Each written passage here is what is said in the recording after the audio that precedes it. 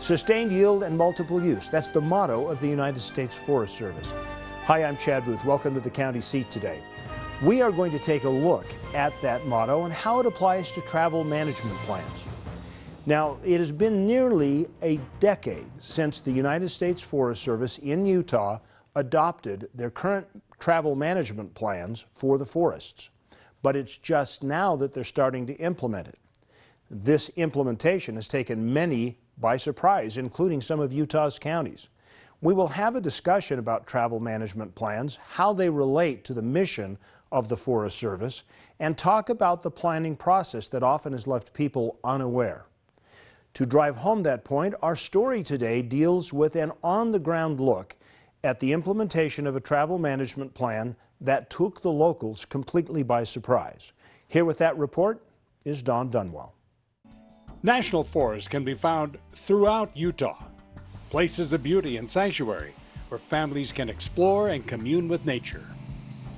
Over the last few years, however, access to these forests has been slowly limited, with trails closed off and areas previously open to recreationists of all types shut down.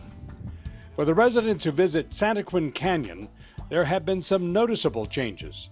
Last fall, large boulders were brought into the canyon as part of the latest travel management plan. And the changes aren't limited to Santaquin Canyon. Most Utahns are unaware of the current Forest Service plans across the state and their impacts, or the fact that they actually went into effect back in 2007.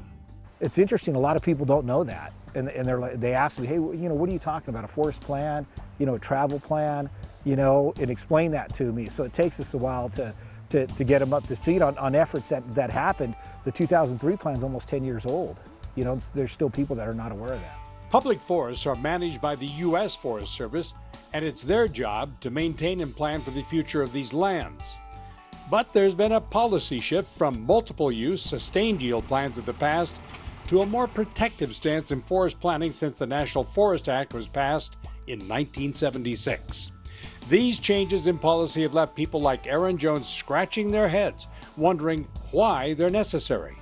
It seems like every year we get more closures, and this year the Forest Service has hauled in load after load of boulders, and they're closing down areas that we've had open for years and years. The people of Santaquin City have long been stewards of the canyon, where once they harvested timber, mined, and grazed. While those uses have all but disappeared from the canyon, in the wake of the recent closures, some residents question why land policies have focused so forcefully on closure rather than providing more opportunity. More and more we have more people coming up this canyon and using it, and it seems like to me that they would be opening up areas for people to go so that they're not all concentrated in certain areas. The constituents of Santaquin were telling me about some traditional uses that they've had up and down this canyon. How that translated to the forest plan when they updated the Uintah Forest Plan in 2003, I really don't know, but there was some areas that they say were historic roads or trails that weren't carried over into the plan. So somehow that communication between the constituents of Santaquin and the Forest Service, didn't mesh at that time in order to bring out some of those concerns. In an effort to help bridge that gap in communication, the Forest Service did take local residents of Santaquin on a field trip up the canyon last November, where they discussed some of the concerns of citizens and looked to find solutions.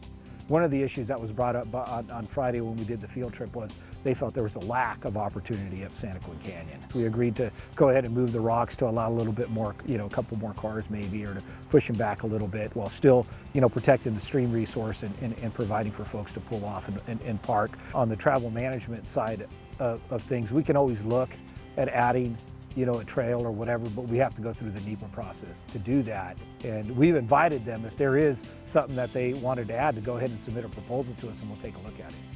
There are a number of local governments and residents who have been frustrated by the implementation of travel management plans on the forest. But the Forest Service is merely doing its duty to safeguard public lands according to planning efforts that took place nearly a decade ago.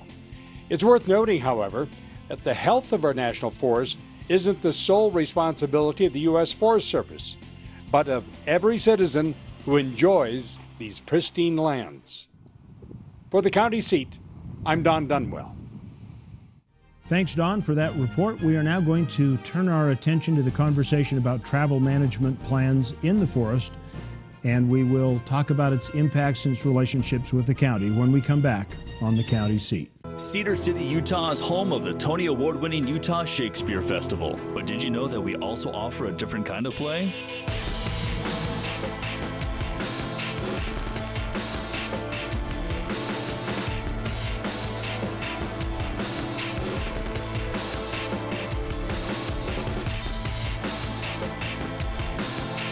Escape the gray. Head south for clear skies. Cedar City, Bryan Head. It's where play is the thing. Almost 45% of the oil produced in Utah, 7.8 million barrels, comes from Duchesne County. That oil feeds our state economy, provides job growth, and supports local business. Here in Duchesne County, we're working to make Utah an economic, cultural, and technological leader. Whether you're here for business or pleasure, Duchesne County will welcome you with open arms and invite you to explore all the beauty of the Uintah Mountains. Duchesne County, close enough for business, far enough to get away. Good morning. If you're just getting up, it's a cold one out there today. Lots of snow and the commute is ugly. Grief. Don't you wish that you were somewhere else? Somewhere else? Escape from your world and find another in Kanab, the perfect destination for adventure, history, and exploration that can be enjoyed any time of the year. Don't let Mother Nature keep you holed up all winter when you can escape anytime and enjoy the best that Utah has to offer. Come to Kanab and see what we mean. The State of Utah School and Institutional Trust Lands Administration. SITLA manages 3.5 million acres of Utah lands with the express purpose of furthering the education of Utah students while promoting local industry, oil and gas, even residential development, all at the same time. Through the careful use of trust lands, we distributed more than $22 million to Utah schools last year. The State of Utah School and Institutional Trust Lands Administration, building the state's permanent school fund. Welcome back to the county seat. Our topic today is forest management and the travel plans, the motorized travel plans. Joining us for a roundtable discussion is John Erickson, who is the forest supervisor for the Ashley National Forest. And joining us also is Commissioner Mike McKee from Uintah County. Mike, thank you for joining us today. Thank you. Good to be here. So I guess for somebody that's not paid much attention to the forest, their first question would be, why is there any need to manage motorized travel within the forest? Well, over the years, what we've seen on the forests, and almost universally across the nation, but on the Ashley as well, is that motorized use has increased. All use has increased. And the effect of that has been use of what we call our system roads, those roads that are designated, but also some roads that the public would decide they wanted to go out into an area. And we've seen about a large increase, I think almost 600% increase in terms of the amount of motorized use out there. And so we've seen a dramatic increase in the amount of what we call user-created roads. And I think the whole effort is to recognize that at some point in time we need to look at what's going to be the conditions out there in the future for our kids and our grandkids, and what that will mean for the setting that we have and everything else. So the travel rule was developed in 2005, and it didn't specify that you had to have a certain number of roads or lack of roads, but basically said that forests needed to go through a process that involved the public and that designated motorized routes. There was no direction to cut a certain amount of roads, but there was direction to look at the to designate motorized routes, look at the class of vehicle that were on those routes, and to establish, if necessary, a season of use for those routes. And it didn't require you to look at over the snow, but basically tied to wheeled motorized vehicles. Okay. Mike, what is your take on this? What are the values that roads bring to the forest, particularly for Uintah County? Well, you know, I think for myself, and I think for all of us in the public, we love the forests. We love the mountains. It's where we get away to recreate. It's a way to have some solace. And so for many of us, going to the mountains is recreation to us. And so what's the value of a road? Most recreation happens, honestly, near a road. When you look at your campsites, you look at, people, get out and hike a little bit. When people are younger, people get out and do some aggressive hiking, and that's all part of the experience. But the fact is the majority of recreation does happen near a road. And so, I think, from my point of view, it's important that we have ample opportunity. We have beautiful forests, we have beautiful mountains, rivers, and streams. We want to preserve that, we want to have that so it is a wonderful experience. But we also want to be able to have the experience. And so, in particular, if we think about the elderly and people, that's their opportunity to be able to get up and view and see that. And so it's important to be able to have roads to be able to get to have that experience. Well, now, John would kind of indicate that really a lot of what they were looking at in this last travel plan, and again, for the audience, we want to make very clear, you are new at this job, and so most of the decisions that made came before you were here, but that you were looking at unauthorized roads and closing those down. But from conversations that I've heard out of Uintah County, particularly in regards to the Ashley, there were a lot of roads that had been traditionally used for a long time that got cut out of this last travel management plan under protest from the county. I guess you should lead on that one. Well, just real quickly, what happened was, as was noted, and I don't know that the county would disagree that in some cases there were some unauthorized areas of travel that needed to be corrected. But at the same time, one of the things, our GIS department went through roads that had been on previous Forest Service maps, and 1,600 miles of road on the Ashley were taken off. 1,400 miles under this new management plan were allowed to continue. And so, I think we would love to have, well, I know we would. We'd like to have seen more of a balanced approach on that. Though I do appreciate our Forest Service and their employees because they did make accommodation on some of these, but we would like to obviously see more of those roads remain intact. Obviously, user-created roads and where degradation was happening, those needed to be corrected. But probably the area that we probably had the biggest concern on any other item was reducing. It had to do with the 300-foot rule. Previously, you could get off the road 300 feet. The new rule limited that back to 150 feet. Okay, and that was going to be my next question. So, what is the value, John? Or at least, what do you think the value was when this was set at reducing that dispersed camping rule? Because if you've got more people using the resource, it seems to me that you create a tighter corridor and less solitude if you bring it into 150 feet versus 300. Yeah, there was two objectives, and one was to address dispersed recreation, and the second one was to get consistency across the state. And clearly, there were some forests in Utah that had 150 feet as a dispersed rec distance. The Ashley, prior to this decision, had 300 feet. And so it was very clear that, reading the records and the comments, that was really concerning some of the public. But it's really important to recognize that the team, when they were evaluating those, made a real conscious effort to identify routes that they could create and designate that extended the dispersed rec out to 300 feet in some areas where there was valued and popular areas, and in some cases even beyond 300 feet. And so we hope to mitigate the effect of that 150 feet change as it affected the people around the Ashley. And if I might correct one thing as you introduced this. Yeah. So when you said the rule was to go out and look at those unauthorized and undesignated routes and close them, that really wasn't the rule. The rule required us to look and designate routes. And so what we did was look at all the routes. We did look at the routes that the commissioners gave us in their travel plan, as well as others. And we weren't required to look at all of them, but we were trying to look at them in relationship to providing access. Some of those routes were redundant in terms of going to the same area. Some had conflicts with other users, and we had a trail coalition that worked on trying to identify where they wanted certain kinds of motorized use, non-motorized use, and this type of thing. And the third was concern for resource impacts. And so our goal wasn't a shutdown mode, but rarely a designation route process.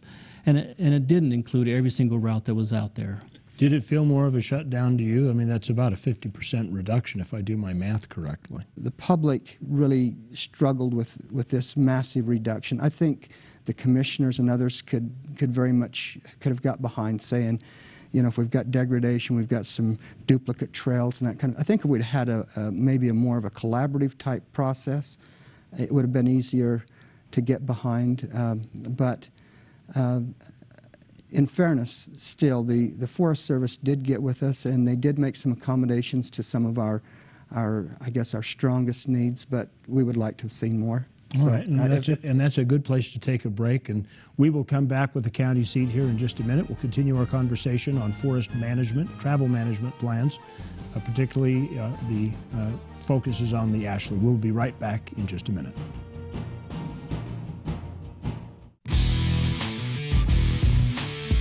In San Rafael country, you'll discover more adventure and excitement than you can imagine. And it's only 2 hours from the Wasatch Front. Find gorges that descend thousands of feet, trails that go on forever, and the solitude of finding a place all your own. Emery County and the San Rafael Swell. We're closer than you think. What do you picture when you hear Rich County, Utah? Bear Lake adventure, snowmobile action, pristine skiing, spectacular solitude. Well, if that isn't what first came to mind, then you just don't know Rich County. The Bear Lake Monster Polar Plunge, snowmobiling Monte Cristo, ice fishing Bear Lake, skiing the backcountry, fishing at the Cisco Disco. Come and find out what you never knew you were missing. Rich County, Utah. What brings you to St. George? Business meeting. Staying long? Just here for the day. Quick in and out. Hey, I just landed. Can we meet in a half an hour? Oh, too bad. Why so fast? Stay any longer? We'll run out of things to do. On second thought. Buddy, something's come up. I'm gonna need another hour. Can we push the meeting till noon?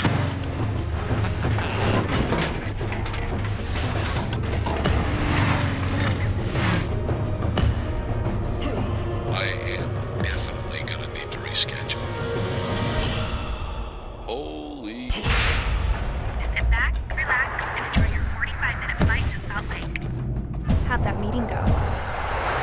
I should have booked a weekend.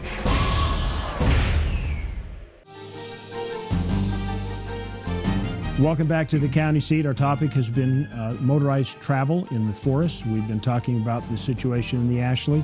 We'll rejoin this conversation. John, when we left, we were talking, or Mike was talking about some road closures, and you had a perspective, a point of view that you wanted to take up on that. So, well, I just wanted to mention that there was an area in the forest in the area in the Vernal District in which there was both travel allowed on designated routes, but also travel on what we called existing routes or authorized routes. They weren't system routes. But the rest of the forest had a number of routes that were not authorized and prior to them. And so when we look at them, they were being used, but they weren't legal for use. And so we kind of play numbers with the how many roads were out there and whatnot. And so that was just a point I wanted to bring up. When our GIS department looked at these routes, they actually looked at old Forest Service maps. These were roads that were on the Forest Service map. And so when we talk about these 1,600 miles that were eliminated, these were not roads we're talking about being used or created. Why do people go to the mountains to begin with? It's to get away from the city, to get away from the hubbub of everything that's going on. You want to get up in the mountains. You want to have a quality, almost solitude type of experience. And so, the more we put traffic on the remaining roads and routes that are left, the more that experience is compromised as you add all that extra activity to it. Recreation is not the only use in the Ashley. There are several things that take place. So maybe we ought to just focus for a minute about how the motorized travel plan and decisions affected fire suppression, grazing, timber. None of the decisions we made should affect timber. We have roads that we call are put into storage. Some of the roads that Mike talks about, I don't disagree, that are on the maps, and through incremental small decisions possibly, those roads were closed in the past. So at the time of the decision was made on travel management in 2009, they really didn't show as current system roads, even though historically people had probably had establishment of a traditional use there. So when we look at timber, if we need to get into an area, we can reopen those roads. That's part of the decision we make, is to reopen roads or establish new roads, maybe in a better location to those. As far as livestock grazing, we currently allow permittees past gates under permit to designate places to do water trough maintenance, to distribute salt and do fence maintenance and this kind of thing. So our intent was not to impact those other activities. Mining falls into the same category, where when we make a decision to develop whatever mineral resources out there, they go through a plan of operation, which includes the kind of access they're going to need to get to that spot. So those will be made through public involvement, and shouldn't be impacted by this decision. And another point I'd like to make is Mike's exactly right. You have to access our forest in order to be able to enjoy it, and so we have to have a balance between motorized access and dispersed recreation. And it's not our intent to go in there and close everything down, nor to open it up. And that balance is something we always have to be looking at. And while we made a comprehensive decision in 2009, there are small changes that have to be made periodically over time. And so we've made adjustments where we think we made mistakes, and also where people have come to us and said, I don't want to open up the whole decision, but in here there's an opportunity for a trail that you haven't thought about. So let's take a pause right here, and because it looks like we're transitioning into the future, and I think that's a great way for us to deal with the next segment. So we'll be right back with the county seat with more of our conversation. How would you spend an extra day in Uintah Valley?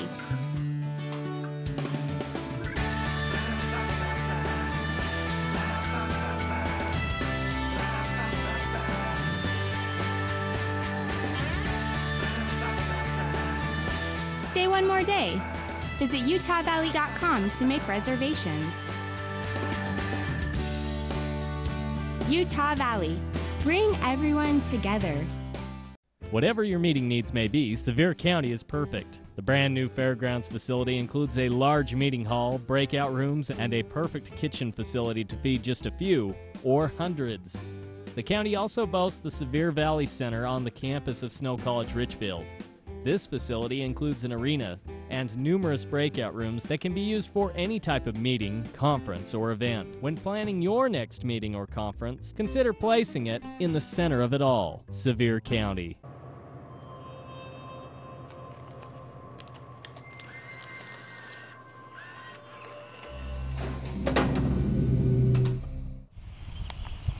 Unlimited opportunity for adventure. It's all about knowing where to look. ATV adventures, rock crawling events, art festivals, and wildlife events. The opportunities are limitless. Pick your adventure in Miller County. Industry is the symbol of Utah. Beauty is what makes it unique. Nowhere else are these two qualities exemplified, like in Uintah County. Oil and gas extraction, pioneer history, the spirit of hard work and integrity that feed our state.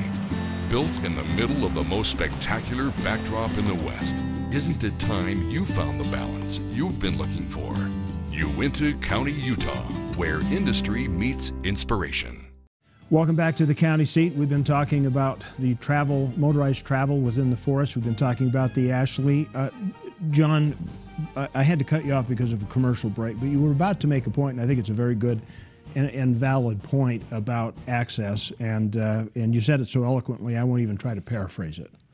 Well, I left with saying that we really need to have access to enjoy the forest, and it's really a balancing process to get that proper access. And know as as the public changes, as use changes, we revisit those. And the whole idea of the 2009 plan was we got to a comprehensive where we can tie back to one decision for the forest, but we recognize that there are needs to address dispersed recreation. We don't want the kind of concentrations that they're talking about. We don't want people crowded into one area where we're getting the kind of resource problems and conflicts that we actually tried to resolve.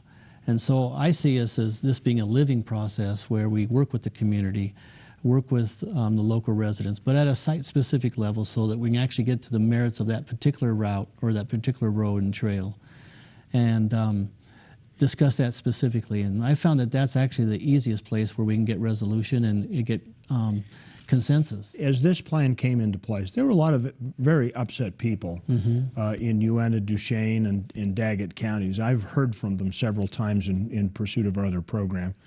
And they felt like they got sold out to special interests, i.e. environmental groups, and that they felt there was an undue pressure against their traditional uses of the area. So as we go forward from here, how do you prevent that from happening again? I'm hoping the Forest Service would take a fresh look at this 300-foot rule. And I don't know that the forest is going to open this whole up, the whole thing up again, but if there's a particular trail or a particular area that is people's favorite road or, travel area, maybe there's opportunity to take a fresh look at that. And I think, that's a good start to, as we work forward, and that's what I would hope would happen. Is this something that if people bring it up, you can address it right on the spot? So since we made that decision, every year we've gotten together and looked at our motor vehicle use map, and we've made adjustments to it as we felt we needed to, where we've left things on or made errors in its printing and this kind of thing. But also we're looking at input from the public as to where we might have or should have considered a trail and we didn't look at it. When I say consider, we'll look at it and see whether we evaluate it in the original decision, look at our reasoning for why that decision was made. But if it's somewhere new that provides an opportunity, a unique recreational opportunity, or is of value to the local community, we'll consider those. And right now, for example, I know in Duchesne County, they're looking at some trail systems that will link different routes together so that they could have some long distance travel across with ATVs and whatnot. And we'll continue to do those. Those decisions will need to be made with public involvement, but this is not cast in stone or in steel. This is a living process where we need to be continually working with the public. I'm going to invite you, I'm going to create a problem for my producer, I'm going to invite you to go to our website, thecountyseat.tv, go to our Facebook page. We'll try and give you some instructions on how to participate with the forest, how to get in touch with them. You have a commitment that they'll seriously be considered from John, and so you've got your chance. We'll give you the mechanism on how to do it. Gentlemen, thank you for joining us on the county seat. We appreciate it very much. Remember that local government is where your life happens. That's the importance of this show. Tell your friends to watch it. Tune in, pass it on, send the link from our website so that your friends can see it and become part of the dialogue. We'll see you next week on the county seat.